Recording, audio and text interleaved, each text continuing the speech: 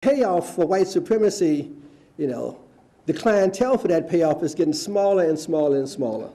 And in a sense, the majority of the white American population is dropping down to where black people are, which is to say your unemployment rate, your living conditions, your level of debt, your level of social anxiety is coming down to where we are. And I would like to say welcome to the club, or misery loves company. But I would prefer to think that once you comprehend that, there'll be a possibility of more joint action to correct that situation. And it raises, it's not just something that affects us, as black people, it affects you. And the failure of this nation to deal with that in the past has consequences for you.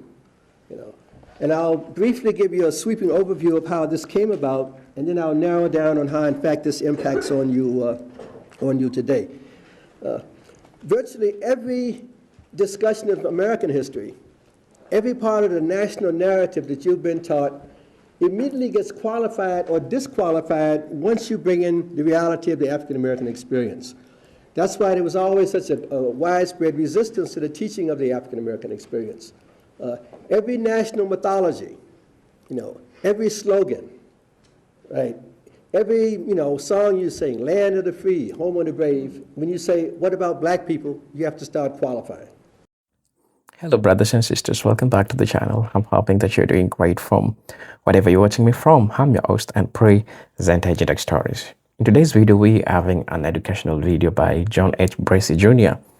And there is an important phenomenon that he talks about. And he talks about the psychological wages of racism and how it really affects white people. You see, white people do these things thinking that it directly harms black people, but subconsciously it comes back to harm them. And it even affects their cognitive life as they continue to grow, because there is a bias that they have as they grow.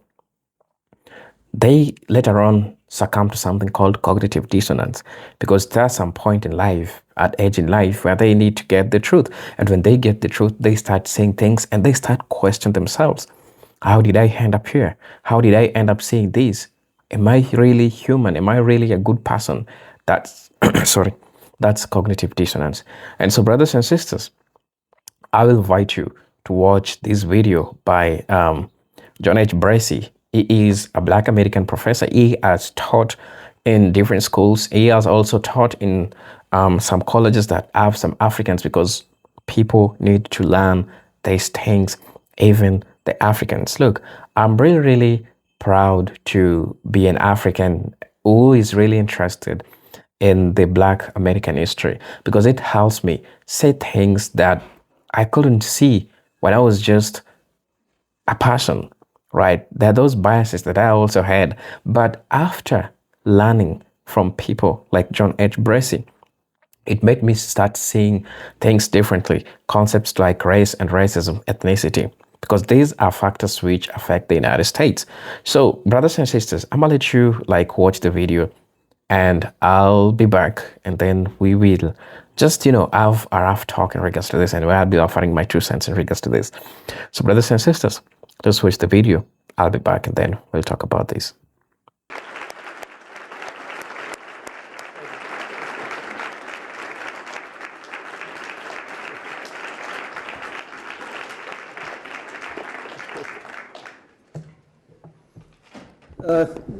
Good afternoon. Glad to be back. I've been here before several times, and I'm quite, Dobie's right, I'm quite proud of Greenfield College, because it basically saved my son, who was not being treated well in Amherst High School. And the solution was to put him in the dual enrollment program, so as soon as he got out of the straitjacket of high school and got to flourish as a senior at Greenfield, doing his senior year also in the high school, he just was ahead of himself. The high school thought he was behind. He actually was ahead. And then he transferred into UMass and did fine. It finished up on the dean's list in theater. Is now pursuing a career in theater and so forth, done commercials and whatnot. I'm embarrassing him totally by saying all these things, but it's your baby son, you got to talk about it, right? The second thing, I don't like long introductions because they sound like things that you read at somebody's funeral, right? the good things you've done with your life and so forth. And you feel inspired to have somebody stand up and sing a verse or two of Abide With Me, Fast Fall the Evening Tide, What I want to talk about, they asked me to talk long about Black History Month. And in most cases when you talk about the achievements of African Americans but things that people don't know about what African Americans have done. But what I find is more effective in the recent years is to try to explain to white Americans what racism has cost them. Most people really aren't that concerned about, at a fundamental level, about the disadvantages that are placed upon African Americans. A lot of people rationalize those disadvantages or don't want to deal with them. So I've always found it more effective to say that racism is not free for anybody, and that you pay the price, for what has happened to African American people, that you're not getting off scot-free. And that if you still believe in white supremacy or any hints of white supremacy and are not at the absolute top of the social structure, you ought to go looking for somebody to be mad at, right? Because the benefits of being a white person are like shrinking and shrinking and shrinking to be an ordinary white person, a regular white person, not a wealthy, rich white person. And so the payoff for white supremacy, the clientele for that payoff is getting smaller and smaller and smaller, And in a sense, the majority of the white American population is dropping down to where black people are, which is to say your unemployment rate, your living conditions, your level of debt, your level of social anxiety is coming down to where we are, And I would like to say welcome to the club, or misery loves company. But I would prefer to think that once you comprehend that, there'll be a possibility of more joint action to correct that situation. And that racism is not just something that affects us, as black people, it affects you. And the failure of this nation to deal with that in the past has consequences for you. And I'll briefly give you a sweeping overview of how this came about, and then I'll narrow down on how, in fact, this impacts on you today. Virtually every discussion of American history, every part of the national narrative that you've been taught immediately gets qualified or disqualified once you bring in the reality of the African American experience. That's why there was always such a widespread resistance to the teaching of the African American experience. Every national mythology, every slogan, right? Every, song you sing, land of the free, home of the brave, when you say, what about black people, you have to start qualifying. In some cases, you have to throw it totally out. This is a democracy. What about slavery? We all created equal. What about Jim Crow? We can rise as far as you can based on your individual merits. What about discrimination, disenfranchisement, quotas? Every single thing. Every single part of the national mythology has to be called into question when you bring in the African American experience.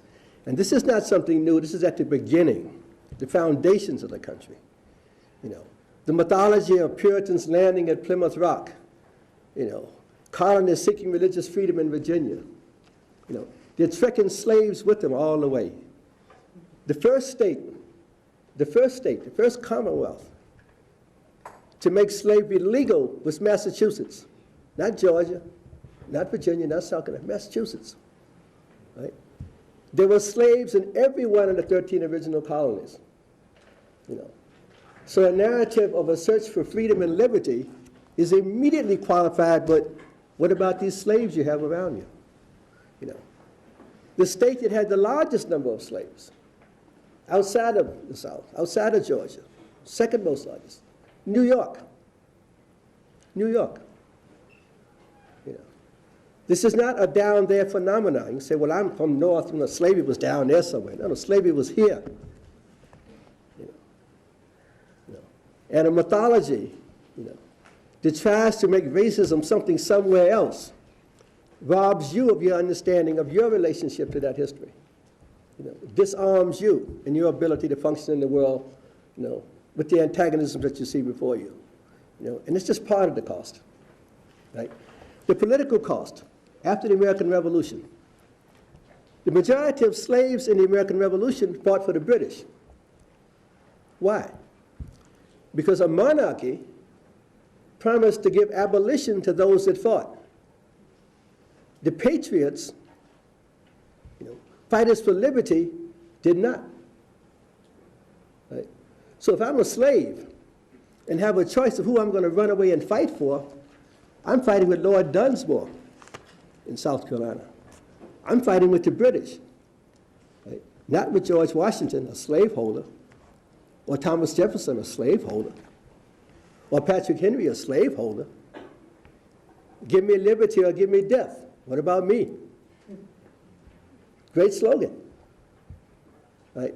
The failure to extend that ideology, right, throughout this society calls that ideology into question. Its beginning cost to racism is hypocrisy. You have a democratic Republican constitution. Well, first of all, democracy can't be democracy if half of the population, females, are put in a box and sent over there somewhere. Like, we're not even talking about them yet. Let's not even talk democracy, talking about human beings.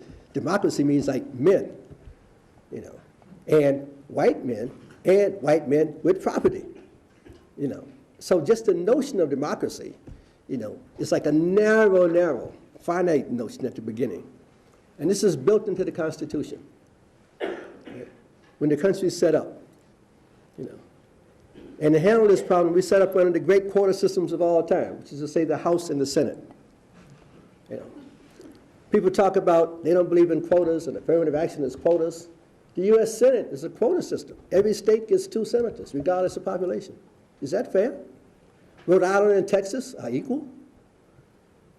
North Dakota, California are equal. 400,000 white people in North Dakota have the same number of senators as 20 million people that live in California. It's a quota system. People don't object to that one. I've heard a word about that one. Right? So a fundamental inequality was built into the Constitution at the beginning. Why? To handle the problem of what? Slaves. Right? We were here as property. We were brought here as property. Right? But when it came time to count people in terms of representation in the House, we became people all of a sudden. The same people that owned us and kept us on a list with horses and cows, barrels of molasses, discovered when it came time to get political representation, we were people and should be counted for purposes of representation. Right? Well, since the founding fathers were wise men, we got the discount, 3/5. We weren't whole people. We were 60%, 40% off. Right? So in fact, built into the Constitution is everybody's people except black people who get 40% off. Right? How do you walk around the world and talk about democracy when the Constitution says that? The Constitution says that. It's not an add-on. It's the original. Right? What does this ensure? Right? Non-democratic representation in the national government of slaveholders. First presidents, Supreme Court justices, right? A national policy, right, that pursues slavery as a policy while talking freedom. Right? All of the major wars in this country down to the Civil War are fought to extend slavery. The most expensive war before the Civil War was the war with the Seminoles, Florida, Alabama, swamps. Why? Slaves were running away, hiding among the native population, Creeks, Choctaws, Chickasaws, Cherokees, Seminoles. The native populations were fighting to maintain their freedom and their independence to keep those slaves with them as free people. This country spent $40 million fighting to exterminate Native Americans in the eastern part of the United States. When they couldn't exterminate, they shipped the Cherokee, the 5 civilized tribes they call them, on the Trail of Tears in 1842 out to the west, Oklahoma, reservations. They confined the Seminoles, who are still at war technically with the United States, into the Everglades in Florida. It's the most expensive war this country fought before the Civil War. Not about freedom, but to extend slavery. Right? It's the next war before the Civil War, Mexican War. Remember the Alamo. Let's not remember the Alamo. They have yet to make a movie about the Alamo. They made another one trying to clean it up a little bit. Where's the movie that says that Jim Bridges a slaveholder? David Crockett's a slaveholder. Sam Houston is a slaveholder. Stephen A. Austin is a slaveholder. They are fighting to expand slavery into Mexico because Mexico had abolished slavery. Santa Anna may have been a dictator, but there was no slavery in Mexico, and slaves were running away from the South into Mexico to be free. Freedom-loving Texans carrying their slaves into Mexico said, you cannot bring these people here. We don't have slavery. What's the response to declare Texas independent?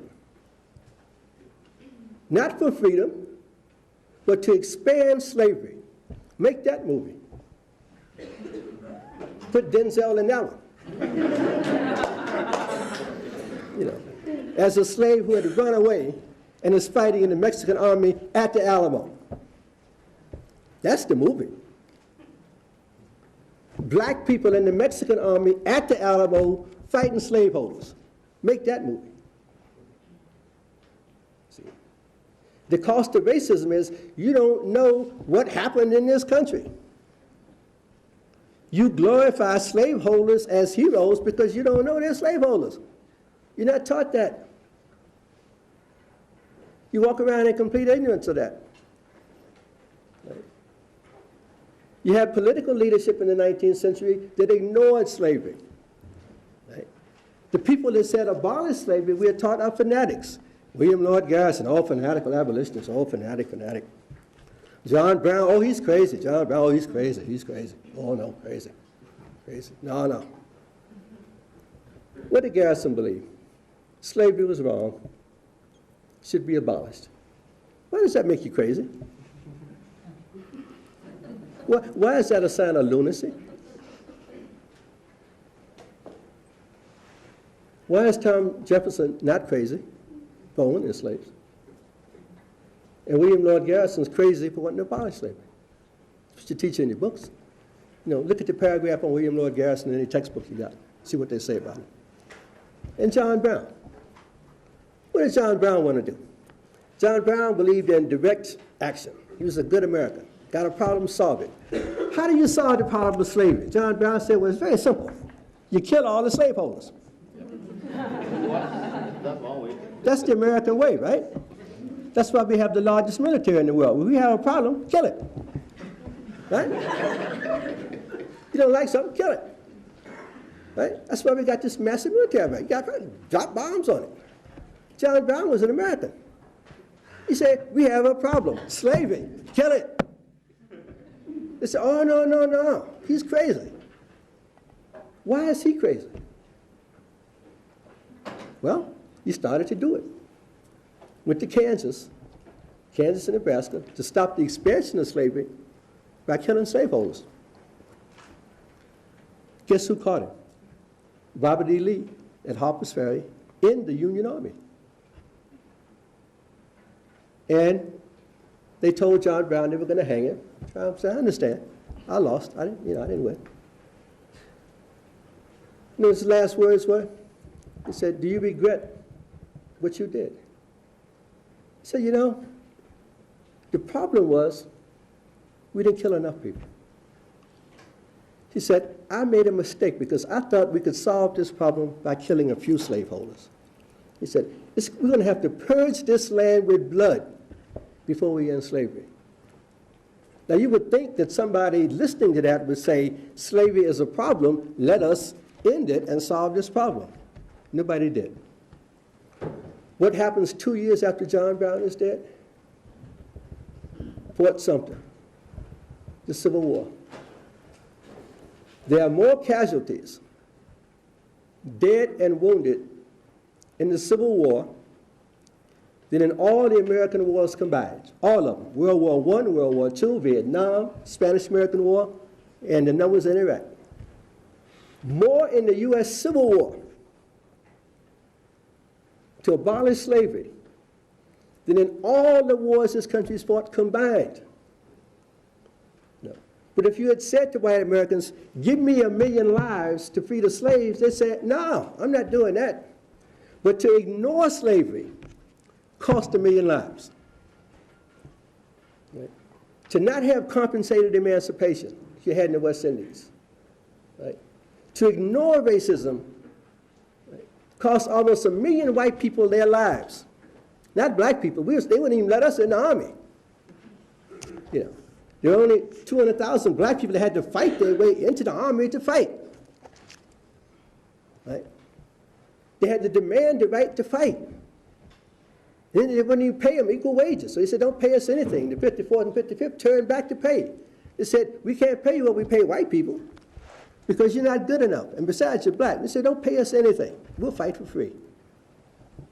Right? For free. It cost 1 million white people their lives. And over 1 million white people their limbs and their arms. Over slavery. But if you had put that on the table, nobody would have bought it. But the failure to deal with slavery, that's the price white people paid. You know, for looking the other way. For ignoring it, saying, well, it's not my problem. We'll deal with it next year sometime. Right? So you think maybe people would learn, right, after slavery is over. All black people say, well, let's forget about the past. Don't dwell on slavery. Can we have the minimum to live as Americans? We worked for over 250 years with no compensation. Can we have just 40 acres, small farm, and 1 mule to work it? No. No. Can't have it. Son American. You're free now. You're on your own. Well, what about back pay? No. No. You're not entitled to anything. You're free. You're on your own.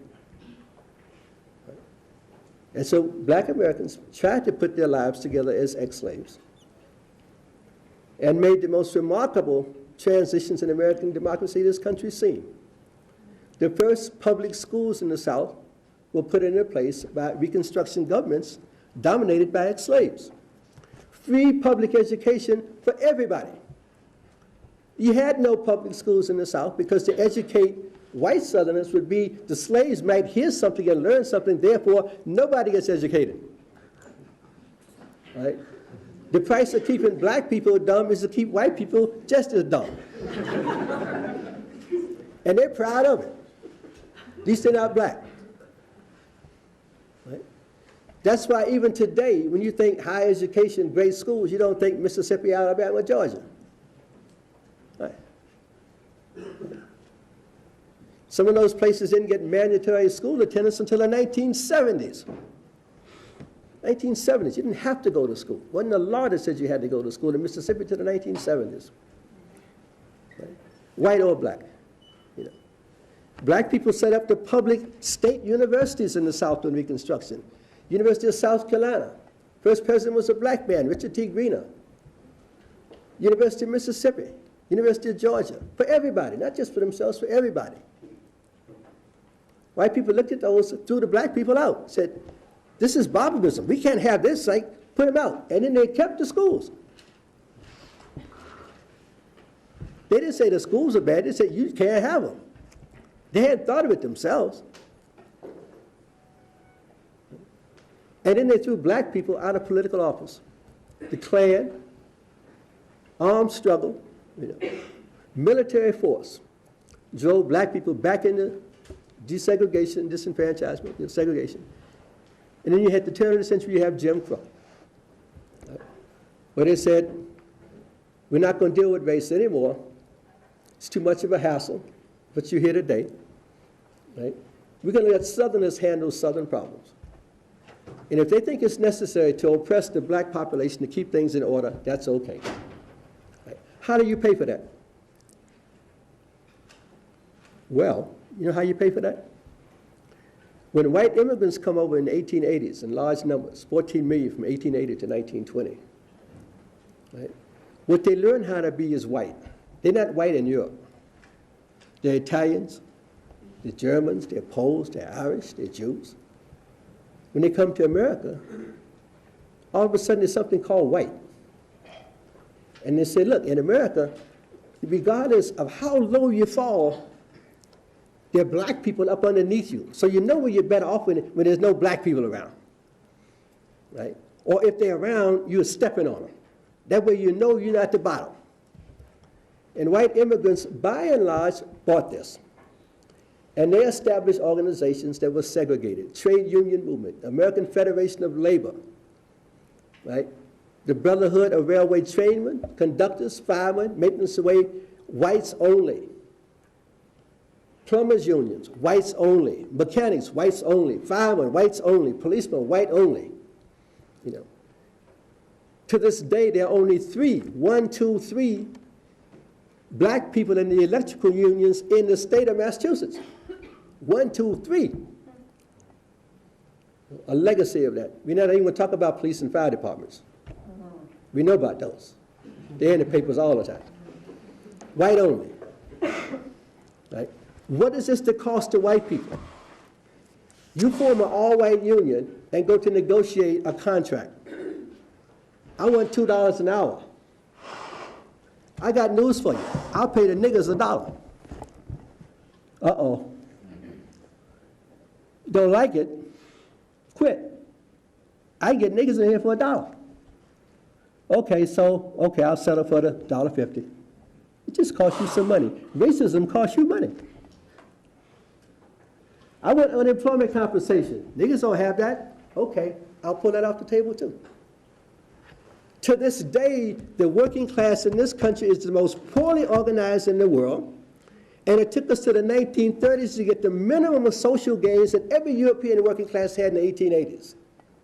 National health insurance, we don't have. Workmen's compensation, unemployment compensation, Social Security had to come to the 1930s. Why? Because every time white people ask for it, they say, black people don't have it. You want them to have it? They say, oh, no, no, no. So they didn't have it. People hurt themselves. Right? White workers took jobs that were hazardous because they were white jobs. The best example is working in textile mills. You know, North Carolina, 1920s, textile mill, big looms, huge looms, whole room, big as this room, white job, right? No child labor laws. Who works in those plants? Young white kids. What is their job? To crawl up under the loom and take the knots out. What happens when you do that? You pull a knot out, the machine moves, the kid is crushed. Thousands of needles in their bodies and they die. That's a white job. Black people aren't allowed in those plants. Where are the young black kids? Going to school. Can't get a job in the factory, send them to school. Racism is costing white people. White Southerners are sending their kids to work, black people are sending their kids to school because they can't get in a racist factory. Who's hurting who? Who's benefiting from that? And then they finally unionize, they make a movie, of course, Norma Ray, white person. We know that's not true. They didn't unionize those mills until they brought black women in there in the 1930s. It's black women that said, we're not taking this. They said, no, we always take out the shot. No, this says work these machines, so nobody no trash. And by the way, my husband's in the yard, he's not making no money, so we're going to talk about that too. You know, white women organized the textile workers in North Carolina. Black women did. And the white women dragged along behind. Of course, they make the movie. They're not going to put no sister in that. Haley Berry is not going to play no union organizer. Right? So y'all think that Norma Ray organized all them people. No. Racism costs you because you don't know what's going on. Right? You're confused. Right? How does this affect policy in this country during the 20th century? Those same white politicians that got the 3/5 representation under Jim Crow, they got all of us discounted. If I'm Eastland or Bilbo, Strom Thurmond, and I want to run for office, what's the population of my county or my state or my congressional district? 60% black, 70% black, they can't vote. There's a literacy requirement, that means illiterate white people can't vote. There's a poll tax, poor white people can't vote. What is my constituency? 5 to 10% of the people in my congressional district. Who's that? Me and my cousins. And you wonder how I got seniority in Congress. There's nobody can run against me. There's not an immediate member of my family. And so white Southern congressmen dominated the Congress of this country for the first 60 years of the 20th century. That's why you have no Social Security, no health insurance, no public education money, no high standards for anything. That's why. Right? And that's why when they put in Social Security, they explicitly exempted black people. The two occupations that black people had when they brought in Social Security, domestic labor and farm labor, were exempt from Social Security, right, to the 1970s. Right? You think we're the only people that work on farms? No, the majority of farm workers are white. You think we're the only domestic labor? The majority of domestic laborers are white. In order to hold black people down, you hold down large numbers of white people. They haven't figured it out yet. You know, you can shut down any program in this country by saying it's good for black people. What about welfare? Oh, black people, black people. Majority of people on welfare are white. White. No benefits for them. No, they just laying up somewhere having babies. White women don't get benefits because of that. Right? But to stop the program, you show a black face. That's why racism costs you. Show a black face, you stop the program. And they come tell you it's black people's fault. There's not enough money for education. Why can't poor white people get into school? Black people got all the positions. Affirmative action, black people got all the spots. Now we looked around, UMass has got 2% black people, right? There's about 5,000 white people every year that don't get in. All of them swear to God it's because black people got their spot. The reality is there's not enough money put into higher education, right? We need doctors in this country. Why are people fighting for slots in medical school? The solution to the problem is to expand the medical schools, not have you fight for slots. If you have people that want to be doctors and you need doctors, expand the medical schools. Don't have, I could have got into Harvard, well, a black person got in there, he wasn't qualified. First of all, that's not true. But the fact is that both of you need to be doctors, add on to the size of Harvard Medical School. That's the solution to the problem. But everybody is fighting over stuff at the bottom. Right? White people have yet to figure out that everybody in the world, black, don't have their spot. Right? Nobody's mad at George Bush. Anybody mad at the Rockefellers? Anybody mad at the Carnegies? They mad at people on welfare. Oh, I'd be really well off, except those people on welfare got my money. The numbers don't even add up. The amount of money that goes into welfare is paid for by the bottom 20% of the tax bracket. Rich people don't pay for welfare. You don't pay for it. Poor people pay for themselves. Right? Whites have yet to figure that out. I'll give you two last examples to show you how this distorts reality. People are very upset about the war in Iraq. You have a right to be upset. They showed these people they got dragged out of these things, burnt to death. Some people were hung. This is outrageous. This is barbaric. Black people said, are they kidding? Have you ever heard of lynching? Yeah. There's a book called Without Sanctuary. Without Sanctuary. It is a collection from an exhibit of lynching postcards. There are at least 10 images in the book, more in the exhibit, of black bodies burnt. Right? There are images of black people hung from bridges, a woman and her son. These images include rings and circles of large numbers of white people dressed up for the event, getting their picture taken with the body,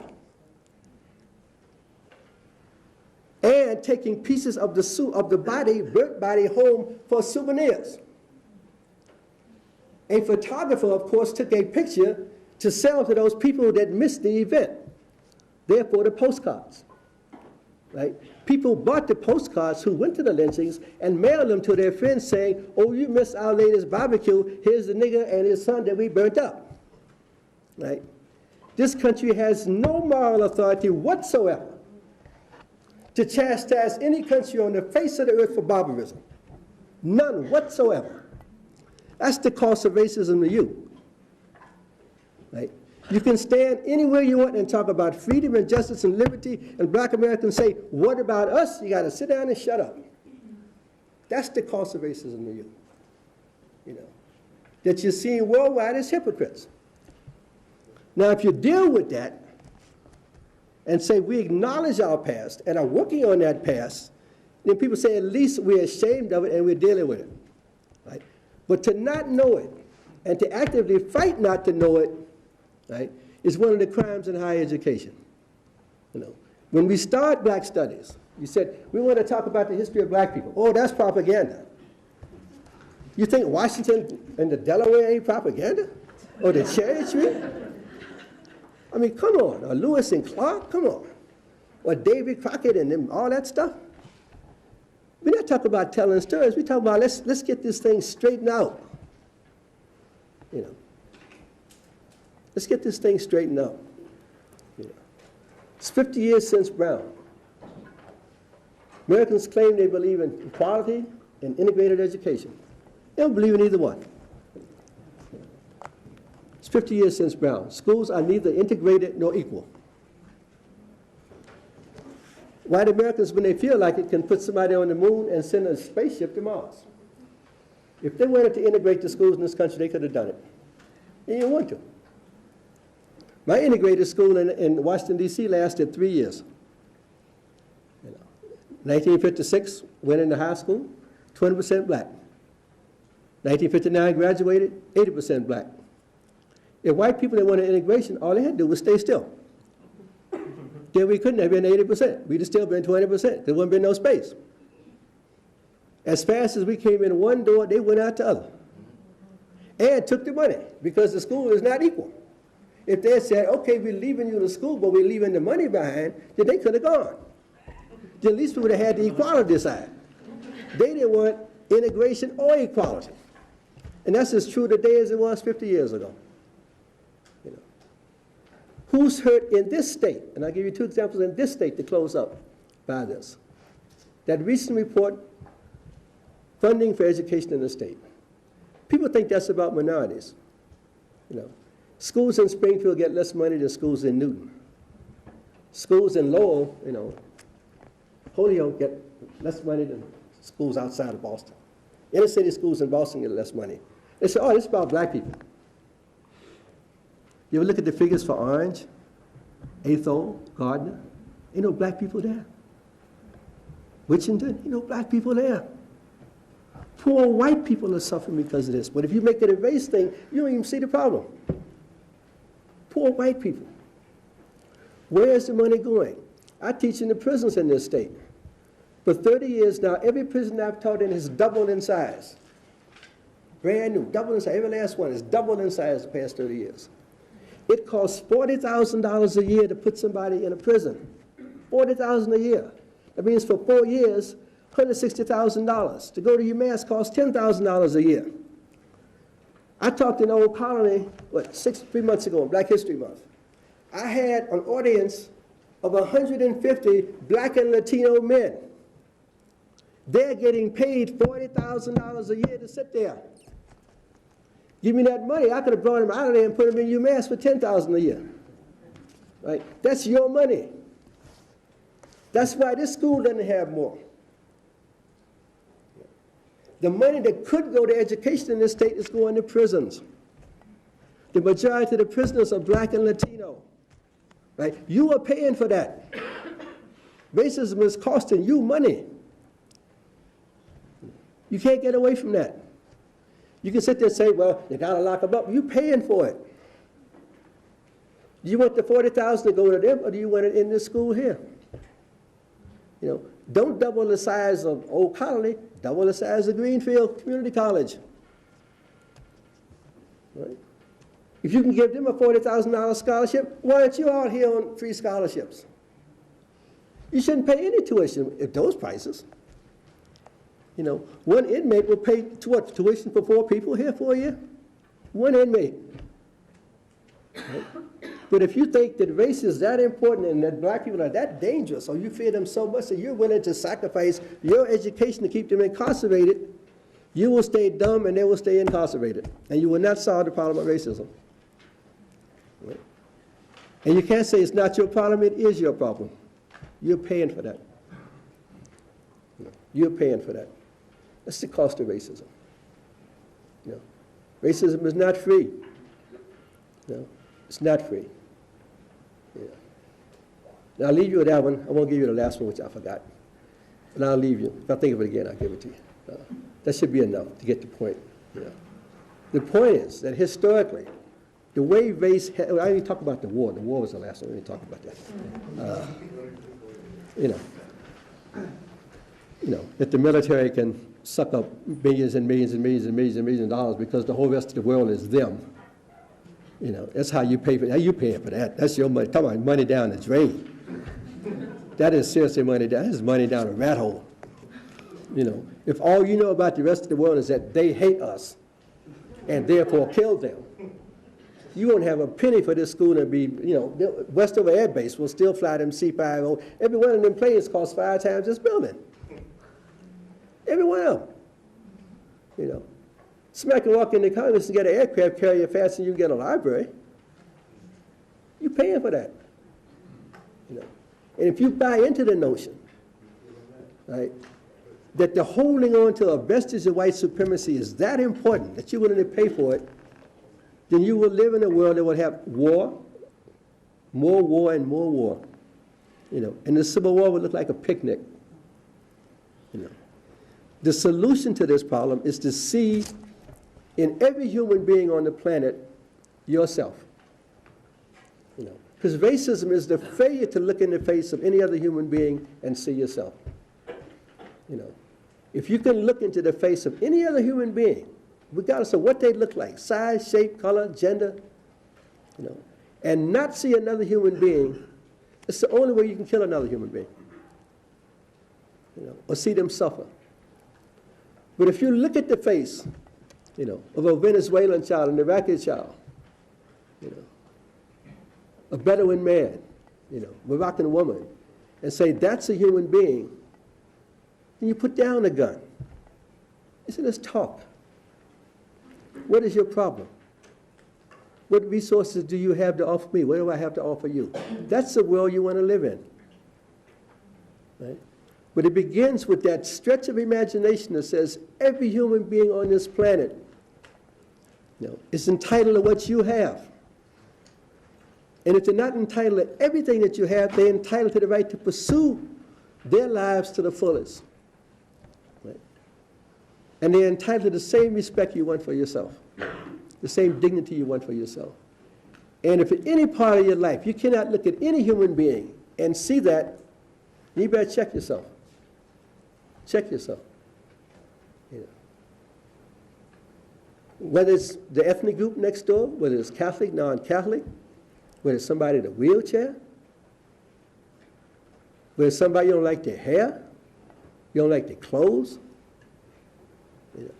If you cannot see in the face of every human being on this planet, every human being, regardless of where they came from, what their history is, if you can't see yourself in them, you know, then this problem will continue.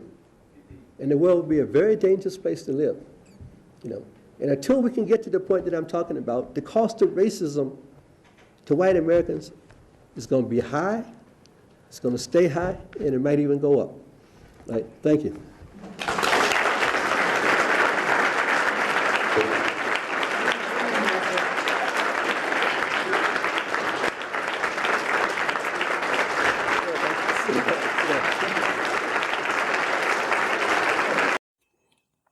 Hello, brothers and sisters. Welcome back to the channel. I'm hoping that you are doing great from wherever you're watching me from.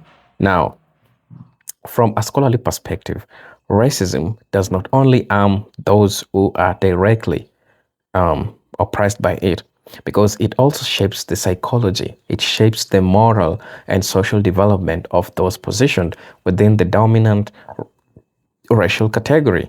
Now, scholars, scholars from sociology, psychology, and critical race theory have argued that racial hierarchy distorts perception, identity formation, and social relationships for white individuals in ways that can be harmful, even when those harms are less visible than structural oppression. Now, one way in which racism can negatively affect white people subconsciously is through identity construction. Let me talk about it. Now, when whiteness is socially constructed as normal, quotes and quotes, or superior, quotes and quotes, or the unmarked standard, individuals may unconsciously build aspects of self-worth on comparative hierarchy rather than intrinsic character. And these can produce a fragile identity. This produces a fragile identity structures, because if self-concept is subtly reinforced by relative advantage, then movements towards equity, you know very well, that can feel like personal loss rather than collective progress. Psychologically, these can generate anxiety, defensiveness, or status threat responses, reactions that often experienced emotionally before they are understood intellectually. Let me explain in a layman's language. I'm not saying that you don't understand it, but let me just make it more understandable. You see, there is a problem that this has caused to white people. They don't understand what is called equity. They don't understand what is called as fairness. To them, they always have to receive more. They always have to be at the top. That's how they define fair. But you see how negatively this is, and how negatively this affects them. Because when all this starts to be challenged, now they start to be resentful. Now they start to be reactionary, right? And that's why you see there is a culture where the Western culture doesn't appreciate equity, doesn't appreciate fairness, because to them fairness, it means losing. You cannot get 50-50. I have to get 90, you have to get 10. That's how they operate. And these are the negative consequences that racism has offered to them psychologically, brothers and sisters. Also, there is also an issue of empathy in invitation. So social dominance systems functions by creating emotional distance between groups. When cultural narratives repeatedly frame certain populations as inferior, as dangerous, or other, it can dampen empathetic reflexes. This does not mean white individuals lack empathy. Rather, the structure of racial hierarchy may condition selective empathy. Understand that research in social psychology shows that in-group bias operates automatically unless consciously examined, and over time, this can limit the development of broader moral imagination, and cross-group solidarity. Understand that another dimension involves cognitive distortion. Racism simplifies complex social realities into racialized explanations. Understand that when individuals unconsciously internalize such frameworks, it can narrow critical thinking. So instead of analyzing structural causes of inequality, that's such as economic policy or institutional design, disparities may be attributed to cultural or individual deficits. So this reductionist thinking can hinder intellectual growth and obscure a more accurate understanding of society. And in this sense, racism functions as a form of epistemic limitation. So you get to understand that. right? Also, scholars have also discussed what is sometimes termed as moral injury. And in this context of racial hierarchy, living within and benefiting from an unjust system, even unintentionally, can create a subconscious moral tension. When individuals encounter evidence of historical or ongoing injustice, it may produce discomfort, it may produce guilt or avoidance if it is not processed correctly or constructively. So this tension can manifest as denial, minimization, or hostility. And this brings psychological cost, which includes defensive emotional patterns that inhibit moral clarity and relational openness. So there is nothing like openness because of guilt. It will force them to deflect from the truth, right? So social isolation is another consequence. Racial segregation, residential, educational, and social limits exposure to diverse lived experiences. Understand that homogeneous environments can restrict social learning and reduce opportunities for meaningful cross-cultural relationships. Studies on intergroup contact consistently show that genuine interaction reduces prejudice and increases psychological flexibility. Without such contact, individuals may unknowingly inherit stereotypes and untested assumptions, limiting social depth and cross-cultural competence. And finally, racism can perpetuate a fear-based narratives. When societal messaging frame demographic change or equity initiative as threats, it activates status anxiety. Neuroscientific research on threat perception suggests that perceived loss of dominance can trigger stress responses similar to material insecurity. Even if objective conditions are stable, the subjective perception of decline can produce chronic stress, political polarization, and emotional volatility. So I really want to know what you think about this, because all these concepts that we are talking about, they are important for us to learn. They're important for us to understand and know, because they affect us real time. So brothers and sisters, please let me know what you think about this video. I'm your host and present Tech Stories, but until then, let me see you in my next video. Peace, love, and harmony. Salute.